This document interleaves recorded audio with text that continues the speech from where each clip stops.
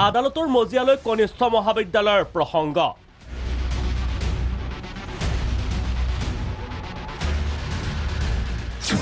মাধ্যমিক শিক্ষা সঞ্চালক পৰিদৰ্শকৰ ভিন্ন মত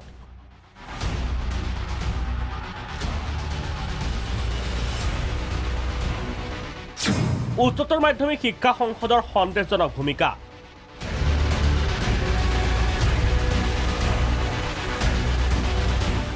শিৱসাগৰত প্ৰায় ৭,০০০ শিক্ষাৰ্থীক শিক্ষাদানত ব্যস্ত ৫৬খন কনিষ্ঠ মহাবিদ্যালয়ৰ যোগ্যতাৰ প্ৰসংগ সম্প্ৰতি পাইছেহি আদালতৰ মজিয়া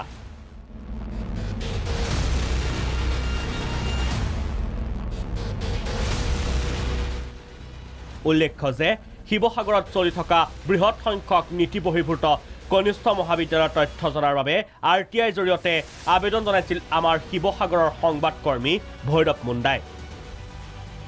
পৰৱৰ্তী সময়ত শিৱসাগৰৰ ৭২খন কনিষ্ঠ মহাবিদ্যালয়ৰ সন্দৰ্ভত জিলাখনৰ বিদ্যালয়সমূহৰ পৰিদৰ্শকে প্ৰদান কৰা তথ্যত ফাদিল হৈছিল ৫৬খন অবৈধ কনিষ্ঠ মহাবিদ্যালয়ৰ ভয়ংকৰ সত্য কিন্তু এই স্পৰ্শকাতৰ তথা গুৰুত্বপূৰ্ণ বিষয়টোৰ সন্দৰ্ভত অসম মাধ্যমিক শিক্ষাৰ সঞ্চালক শ্ৰী ফণীন্দ্ৰ জিডুঙে প্ৰকাশ কৰিছিল অজ্ঞতা কিন্তু শিৱসাগৰ বিদ্যালয়সমূহৰ পৰিদৰ্শকে সম্পূৰ্ণ তথ্য সহকাৰে কনিষ্ঠ মহাবিদ্যালয়সমূহৰ বিসংগতি দেখুৱাই দিয়াৰ বিপৰীতে মাধ্যমিক শিক্ষা সঞ্চালকগৰাকীয়ে বিষয়টোৰ সন্দৰ্ভত একো নজনা কথাই সৃষ্টি কৰিছে ৰহস্যৰ কি কাৰণে মাধ্যমিক শিক্ষা সঞ্চালকে এই অজ্ঞতা প্ৰকাশ কৰিলে নিয়ম অনুসৰি যিখন কনিষ্ঠ মহাবিদ্যালয় বা বেচৰকাৰী শিক্ষানুষ্ঠান প্ৰতিষ্ঠাৰ কাৰণে চৰকাৰে বান্ধি দিয়া নিয়ম নীতি এই নিয়ম নীতিৰ আওতাত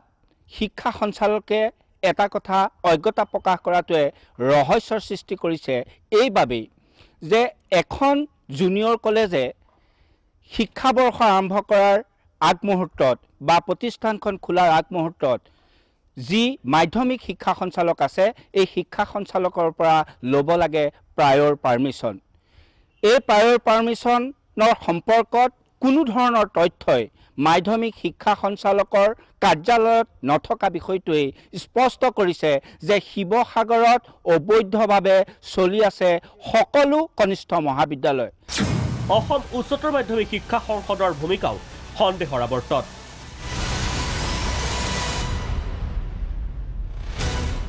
ইফালে ৫৬খন কনিষ্ঠ মহাবিদ্যালয়ৰ সন্দৰ্ভত অসম উচ্চতৰ মাধ্যমিক শিক্ষা সংসদৰ ভূমিকাক লৈও উঠিছে প্ৰশ্ন শিৱসাগৰৰ ৫৬খন অবৈধ কনিষ্ঠ মহাবিদ্যালয়ৰ ক্ষেত্ৰত এটা অতি ৰহস্যজনক বিষয় দৃষ্টিগোচৰ হয় যে কোনো ধৰণৰ প্ৰায়ৰ পাৰমিশন নোহোৱাকৈ অৰ্থাৎ মাধ্যমিক শিক্ষা সঞ্চালকৰ কোনো ধৰণৰ অনুমতি নোহোৱাকৈ কিন্তু শিৱসাগৰৰ কনিষ্ঠ মহাবিদ্যালয়ৰ বহুকেইখন কনিষ্ঠ মহাবিদ্যালয়ে শ্ৰেণী আৰম্ভ কৰাৰ যি ছাবজেক্ট পাৰমিশন লাভ কৰিছে কিন্তু এক্ট অনুসৰি বিষয়টো এনেকুৱা যে প্ৰায়ৰ পাৰমিশন লাভ কৰাৰ পাছত সেই প্ৰায়ৰ পাৰমিশন লৈ উচ্চতৰ মাধ্যমিক শিক্ষা সংসদত সেই নিৰ্দিষ্ট কনিষ্ঠ মহাবিদ্যালয়খনে আবেদন কৰিব লাগে সাবজেক্ট পাৰমিশনৰ কাৰণে কিন্তু তাৰ পিছত যি Assam higher secondary education council এই এডুকেশন কাউন্সিলৰ বিষয়ববী আহি এটা টিম সহ সেই কনিষ্ঠ মহাবিদ্যালয়খনৰ যি আন্তঃগাঁথনি বা শ্ৰেণী আৰম্ভ কৰাৰ কাৰণে উপযুক্ত পৰিৱেশ আছে নে নাই সেয়া অধ্যয়ন কৰি পৰিদৰ্শন কৰিব লাগে আৰু তাৰ পৰৱৰ্তী সময়ত অসম যি উচ্চতৰ মাধ্যমিক শিক্ষা সংসদত সভাৰ জৰিয়তে এই যি কনিষ্ঠ মহাবিদ্যালয়খন পৰিদৰ্শন কৰি গ'ল সেই পৰিদৰ্শন কৰি যোৱা কনিষ্ঠ মহাবিদ্যালয়খনক সাবজেক্ট পাৰমিশন দিব পাৰি নে নোৱাৰি তাত সিদ্ধান্ত গ্ৰহণ কৰা হয় কিন্তু অতি ৰহস্যজনকভাৱে কোনো ধৰণৰ প্ৰায়ৰ পাৰমিশন নোহোৱাকৈ শিৱসাগৰৰ একাংশ কনিষ্ঠ মহাবিদ্যালয়ে কিন্তু সাবজেক্ট পাৰমিশন লাভ কৰি আছে সংশ্লিষ্ট পক্ষলৈ আদালতৰ জাননী